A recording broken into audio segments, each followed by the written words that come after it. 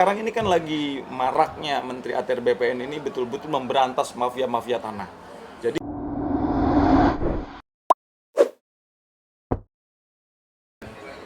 oke, gini. Kita mesti kaji dulu landasan hukumnya ya, artinya kekuatan hukumnya. Ya. Orang dikatakan mempunyai kekuatan hukum, contoh dalam hal ini misalkan ada historinya, ada penggugat dan tergugat. Pasti dalam konteks ini, Ade Jigo ini kan sebagai tergugat, oke, yang berkaitan dengan objek tanah yang disengketakan. Kemudian ada penggugat. Jika penggugat itu mendalilkan di dalam gugatannya, ya, dan dia telah diputus oleh pengadilan misalkan Jakarta Selatan, menang putusannya dan sudah inkrah, maka dia berhak untuk mengajukan eksekusi. Dia punya hak eksekutorial melalui pengadilan, dalam hal ini pengadilan Jakarta Selatan, untuk mengeksekusi ya objek yang dipersengketakan gitu loh. Jika memang itu sudah final, sudah inkrah dan sudah melibatkan pihak jurusita, pihak kepolisian untuk melakukan eksekusi. Artinya ini normatif, ya, tataran normatif. Tetapi jika dilakukan dengan arogansi, tanpa adanya upaya hukum yang baik dan benar yang diatur oleh konstitusi, maka itu jelas melanggar hukum. Namun dalam hal ini saya melihat bahwa untuk kasusnya Ade Jigo ini kan dia lagi mengajukan upaya hukum, ya, artinya belum final, belum inkrah. Kalau belum final, itu tidak ada hak ya kepada pengadilan untuk mengeksekusi ataupun kepolisian ataupun mungkin jurusita. Tunggu dulu, ya, tunggu dulu final, tunggu dulu putusan yang memang inkrah, ya, inkrah Van Gewich namanya, artinya sudah mempunyai kekuatan hukum tetap, baru boleh untuk mengeksekusi.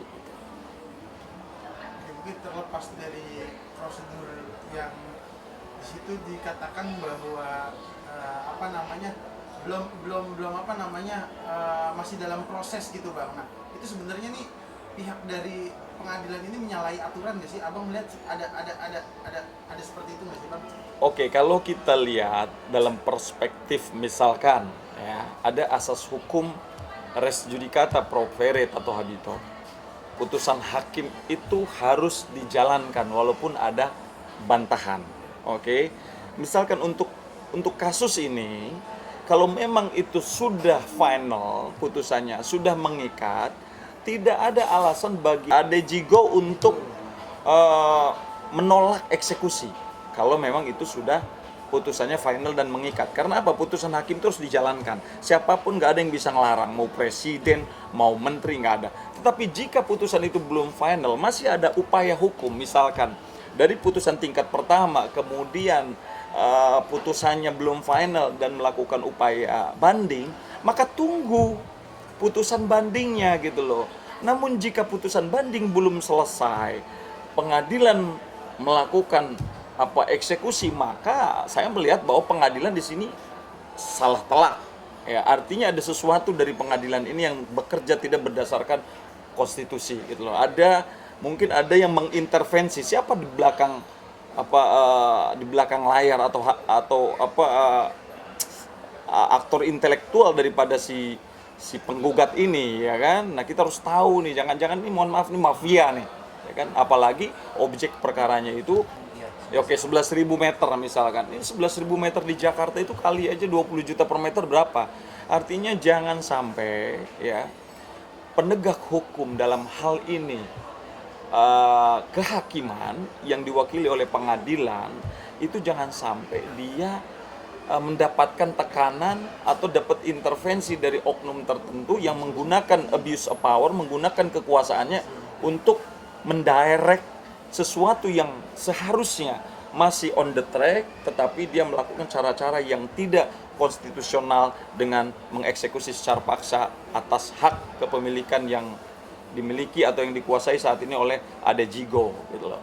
Ini iya dan masyarakat gitu kan, Ade Jigo dan masyarakat, karena kalau mendapatkan informasi dari berita bahwa itu adalah sudah hak milik dari Ade Jigo dan masyarakat sekitar gitu 11.000 meter ini.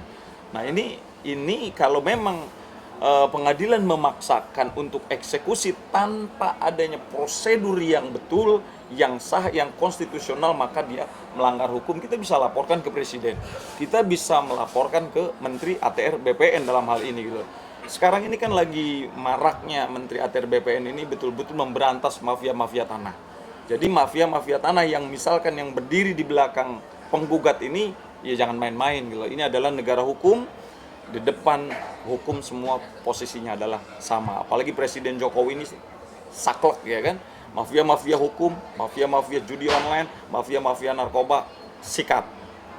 Bang, tapi menanggapinya Bang, katanya tanggal 9 baru putusan dari pengadilan. Tapi sekarang di tanggal 4 itu sudah dieksekusi Bang. Itu tanggapan Abang seperti apa Bang? Iya, artinya ini belum mempunyai kekuatan hukum tetap. Kalau memang sudah diputus, kemudian tidak ada bantahan, tidak ada penolakan dari yang dikalahkan, ya kan? Maka itu sah-sah saja pengadilan untuk mengeksekusi.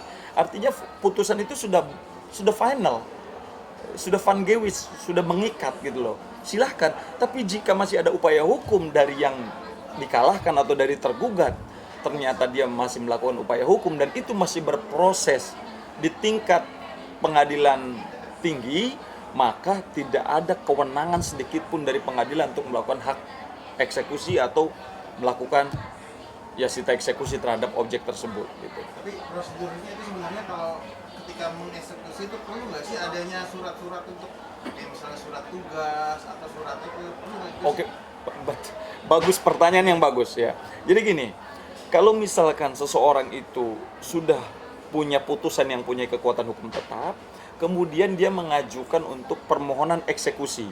Permohonan eksekusi itu ada surat-surat lengkap semua dari pengadilan gitu loh. Kalau memang itu bisa dibuktikan, maka sah-sah saja. Ya, penggugat melakukan eksekusi dibantu jurusita, dibantu kepolisian atau dibantu TNI supaya apa? Supaya tidak terjadi keributan. Ya, itu sudah betul. Namun jika tidak ada surat-surat yang tadi dimaksud, kayak surat untuk eksekusinya, maka dia jelas dan nyata melanggar hukum. Apalagi ya seyogyanya putusan itu masih belum final atau mengikat, maka jelas penggugat yang hal ini dibantu oleh jurusita adalah melanggar konstitusi, melakukan perbuatan melawan hukum karena belum sah untuk eksekusinya. Oke, saran dari Abang sebagai seorang praktisi hukum apa Bang untuk mungkin bisa dikatakan untuk warga setempat, adik jigo atau apa untuk sesuai prosedur? Kalau buat saya memberikan saran kepada Abang Ade Jigo dan masyarakat sekitar, nggak usah takut. Selama kalian benar, apalagi kalian punya bukti kepemilikan yaitu sertifikat, itu kasta tertinggi di dalam pertanahan. Ya, itu kasta tertinggi. Hak milik HGB itu diatur di dalam peraturan pemerintah nomor 24 tahun 1997 pasal 3 dan pasal 4 jelas bahwa bukti kepemilikan yang sah terhadap atas objek tanah adalah surat sertifikat hak milik. Itu kastanya lebih tinggi. Jadi kalau selama Bang Ade Jigo dan masyarakat sekitar punya sertifikat, nggak usah takut. Saya siap untuk membantu, menjembatani, mungkin kita mengadukan persoalan ini kepada Presiden ataupun Menteri ATR BPN.